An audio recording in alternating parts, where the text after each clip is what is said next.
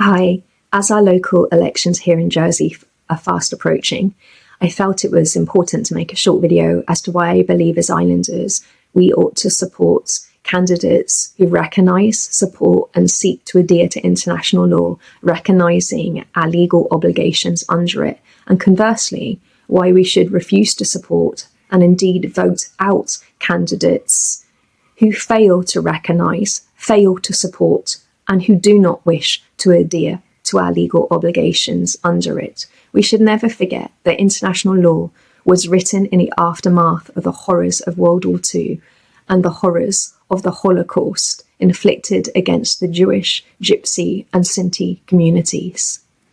Now, our heart should be big enough to understand that any genocide is wrong, and we should care about any victims of it, no matter who the victim or who the perpetrator.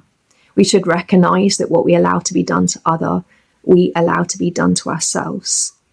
But if our hearts aren't big enough, what we need to understand is that when we allow a state to commit crimes with total impunity, for international law to be shredded, it endangers the lives of all of us, because what it does is it sets an incredibly dangerous precedent that sets a precedent for other states to follow a similar course.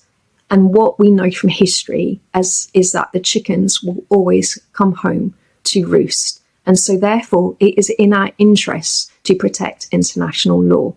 And when we witness what is happening in the United States with ICE and with other crimes that are happening there, but also when we witness what is happening in the UK with the undermining of our human and civil rights, with over 3,000 old, disabled and blind people being arrested for holding pieces of paper up peacefully with words on it opposing genocide. And as we consider that I myself was arrested, prosecuted and unfortunately acquitted for recognising, supporting and citing international law.